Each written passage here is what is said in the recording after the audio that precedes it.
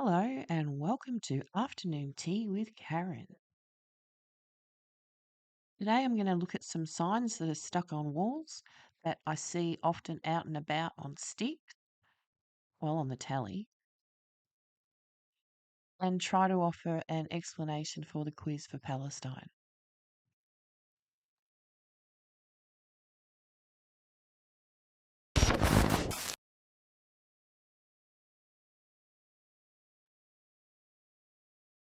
I'm a member of the Socialist Workers' Party in Birmingham, and I'm going to be chairing the session today on Do We Only Want Allies, Marxism and Identity Politics.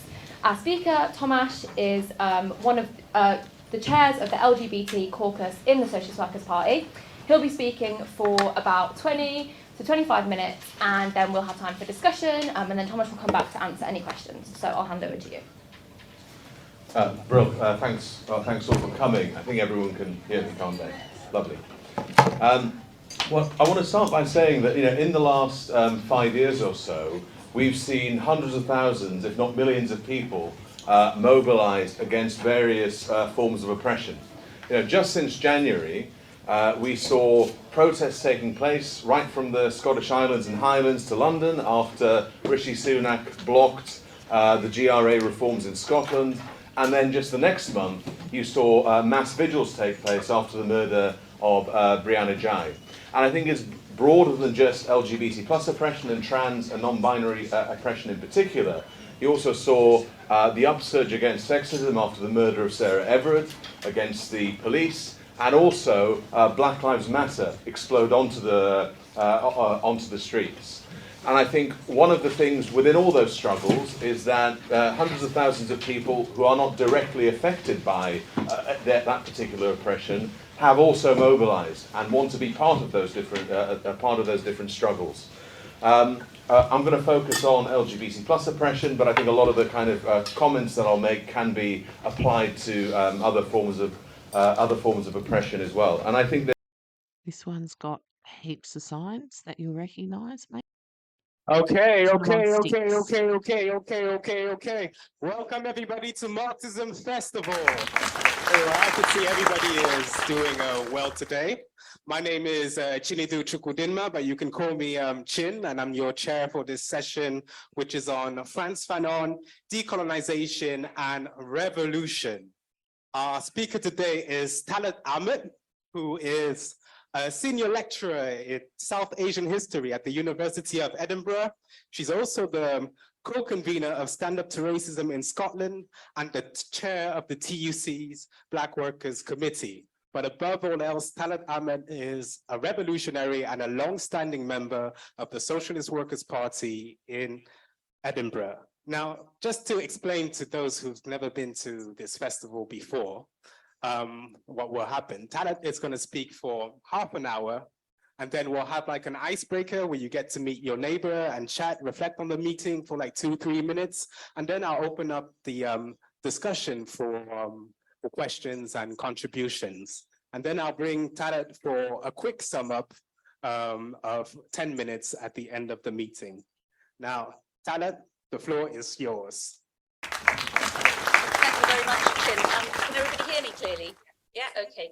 Okay, well, hi, everyone. Okay, well, the question of Frantz Fanon, in many respects, his name is synonymous with the whole question of revolutionary change and also of anti-colonial struggles, particularly when it comes to his role in the struggle for Algerian independence in the 1960s, but also his path-breaking interventions on a whole matter of questions, particularly relating to race, questions of power, and the effects and impact of colonialism. And as such, he remains one of the key thinkers on these questions. And it's not surprising. In 1958, he addressed an anti-colonial all-African peoples conference in the newly independent Ghana at the time. And Fanon said this: "If Africa is to be free, we cannot beg. We must tear away by force what belongs to us. All forms of struggle must be adopted, not excluding violence." One conference delegate was so mesmerized by this is a South African delegate, who commented that Not only that Fanon was the highlight of the session, but the reason he was the highlight is because he did not mince his words. This uncompromising principled stance that Fanon took to these questions has made him a hugely inspirational figure for the anti-imperialist movement and for anti-racist activists. And we have seen this most graphically with the birth almost a decade ago of the Black Lives Matter movement, following a whole series of deaths, but particularly following the death of a 43-year-old Black American, Eric Garner, who was held in a police choke in New York City. And his last words as he died, as he lay dying, was, "I can't breathe." He didn't say this once, he said this 11 times. And that phrase recalls Fanon's writings in his first book, Black Skins, White Masks, which is here for you, where he wrote, "It is not because the Indo-Chinese discovered a culture of their own that they revolted. Quite simply, it was because it became impossible for them to breathe in more than one sense of the word." And here Fanon, of course, was commenting on the heroic Vietnamese resistance to imperialism in the 1960s. Right, this one has signs on the whiteboard. I'd like to welcome everyone. Can you hear me? Yes. To Marxism Festival 2023. I hope you enjoy. Today we have Louis Nelson, which is one of the Marxism organizers, to speak about the very important topic, Palestine, a revolutionary struggle against apartheid. Come on, Louis. Great, thank you, Despina. Thanks everyone for coming to the meeting this afternoon. Look, the point of this meeting is to think about how we can go beyond the question of solidarity with Palestine and how we can try and map out a strategy for Palestinian liberation. Standing up for Palestine at the moment is incredibly important. The Palestine solidarity movement is under attack across the world.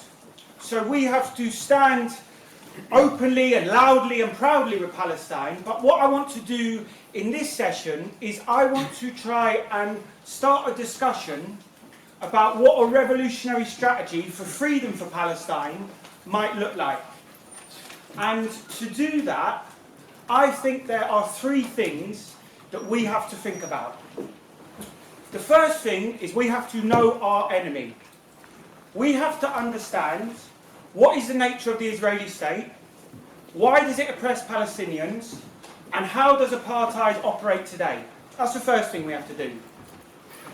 The second thing I think we have to do is we have to know our friends.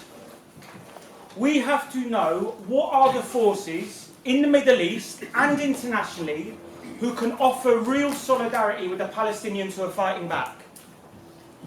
And the third thing I think we have to do is I think we have to recognise that the Palestinian struggle is a living and breathing thing, and that the agency of Palestinians themselves should not be forgotten.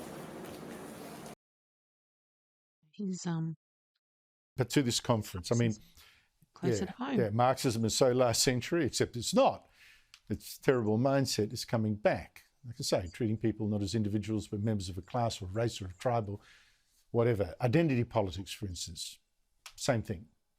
And I want to show you now the stupidity of it all, the mindless group-thinking barbarity of it, as seen last weekend at a 3-day Marxism conference held at Melbourne University. More than 1,000 people turned up and ignored how every Marxist revolution has ended in tyranny, how Marxism has killed more than 100 million people, and they chanted for yet another Marxist revolution.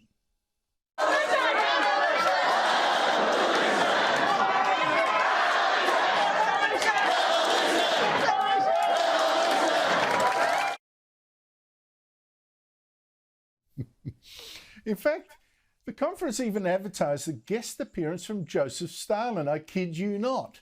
Except it wasn't the genocidal tyrant of the Soviet Union, but its Sri Lankan education union boss, whose parents named him in the dictator's honour. He was one of many international speakers at this conference, which was attended by these officials and members of our National Tertiary Education Union, representing university staff. That's scary. In fact, it got even worse. Here at Melbourne University, how does its speaker Lion Kayed, who'd once been jailed by Israel for reportedly throwing stones and being a member of a student group affiliated with this Popular Front for the Liberation of Palestine. And Kayed actually led this crowd at Melbourne University into a chant in Arabic calling for the bloody liberation of Palestine, which to the Popular Front means the destruction of Israel. With our souls, with our blood, with audience, like sheep, joined in the chant.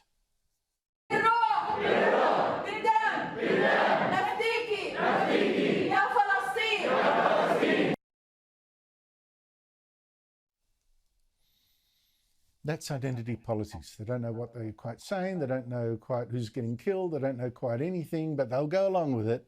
That's groupthink. Ignore what this resistance actually looks like. Ignore who it kills. Just call for a revolution and blood because, well, you're Marxist. And they're not.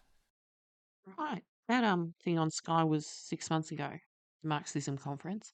All the other stuff's more recent than that. And yeah, that'll do. See you later. Bye.